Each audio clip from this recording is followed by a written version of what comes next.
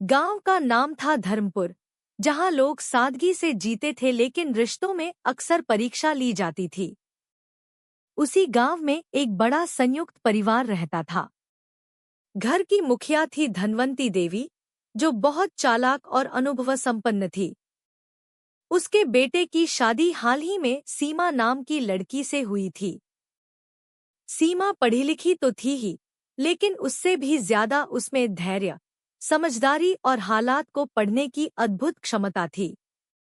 धनवंती देवी को यह बात पसंद नहीं थी कि नई बहू इतनी शांत और आत्मविश्वासी है। उन्हें लगता था कि सीमा जरूर दिखावे की समझदार है, असल में उसे सबक सिखाने की जरूरत है। इसलिए उन्होंने मन ही मन तय कर लिया कि वे सीमा की बुद्धि की परीक्षा लेंगी। शादी के कुछ ही दिनों बाद धनवंती देवी ने सीमा को अनाज के भंडार की जिम्मेदारी सौंप दी। बाहर से यह एक सामान्य काम लगता था, लेकिन असल में यह एक चाल थी। उन्होंने जानबूझकर पुराने और नए गेहूं, चावल और दालें आपस में मिला दी थी। ऊपर से उन्होंने सीमा से कहा, देखना बहू, अगर एक दाना भी खराब हुआ तो इसकी जिम्मेदारी तुम्हारी होगी। सीमा ने बिना कोई जवाब दिए सिर झुका लिया, लेकिन उसके मन में डर नहीं था, बल्कि समझदारी से काम लेने का निश्चय था।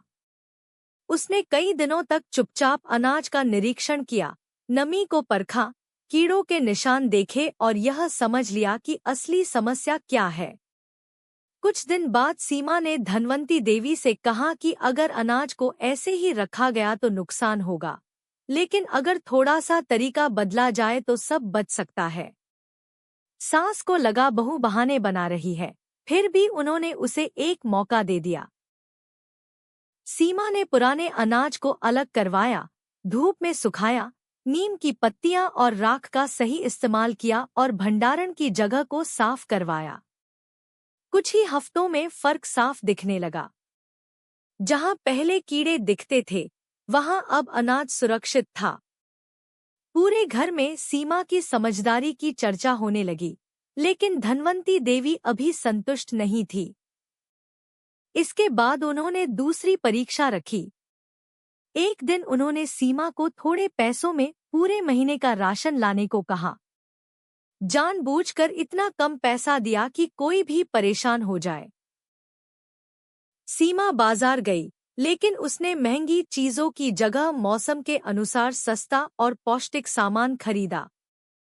उसने कुछ चीजें गांव के लोगों से अदलाबदली करके ली और कुछ सब्जियां खुद उगाने की योजना बनाई। जब महीने के अंत में भी घर में कोई कमी नहीं हुई, तब घर के सभी सदस्य हैरान रह गए। अब धनवंती देवी को लगने लगा कि यह बहू सिर्फ किस्मत से नहीं, बल्कि सच में बुद्धिमान है। फिर भी उनका मन पूरी तरह नहीं माना। उन्होंने तीसरी और सबसे कठिन परीक्षा रखी।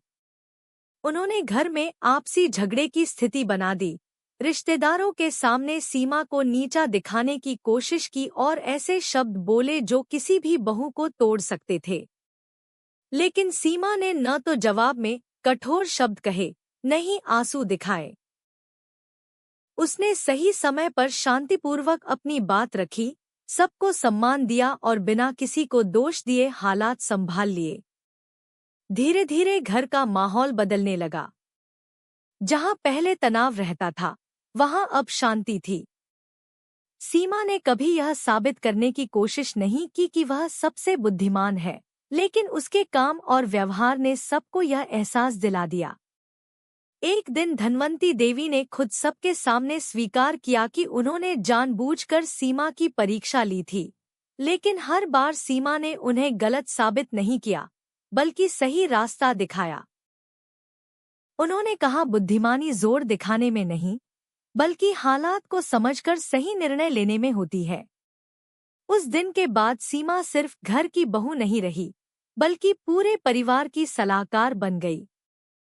लोग दूर दूर से उसकी समझदारी के किस्से सुनने आने लगे।